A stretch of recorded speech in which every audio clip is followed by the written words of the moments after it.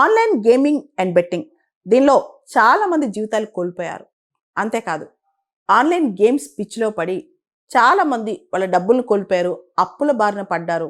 చాలామంది విద్యార్థులు ముఖ్యంగా చదువుకునే వాళ్ళు ఫీజు కట్టకుండా కూడా ఆ గేమ్స్లో డబ్బులు పెట్టేస్తున్నారు. ఎంప్లాయీస్ ఎవరైతే చిన్న చిన్న ఎంప్లాయీస్ ఉంటారో వాళ్ళు కూడా వచ్చిన జీతం అంతా దానికోసం పెట్టేసిన వాళ్ళు ఉన్నారు. సూసైడ్ చేసుకున్న వాళ్ళు ఉన్నారు. దీన్ని ఎవరు నియంత్రించలేరా అనే టైంలో ఇప్పుడు లోక్సభ రాజ్యసభ హుటాహుటిన అంటే క్యాబినెట్ అప్రూవల్ లోక్సభలో పాస్ అవటం, రాజ్యసభలో పాస్ అవటం అన్నీ కొద్ది గంటలు జరిగిపోయాయి. 72 గంటల్లో ఫాస్ట్గా అన్నీ జరిగిపోయాయి. గవర్నమెంట్ తక్షణమే దీనిపైన చర్య తీసుకుందని చెప్పొచ్చు.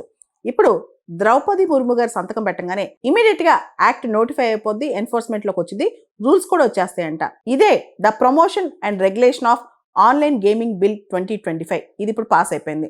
గవర్నమెంట్ దీన్ని నోటిఫై చేసి త్వరలోనే ఇంప్లిమెంట్ చేయబోతుంది అనమాట.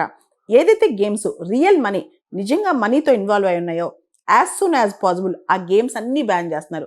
అది గేమ్ ఆఫ్ స్కిల్ కావచ్చు, గేమ్ ఆఫ్ ఛాన్స్ కావచ్చు, అంటే లక్తో కూడిన గేమ్స్ కావచ్చు, స్కిల్తో కూడిన గేమ్స్ కావచ్చు.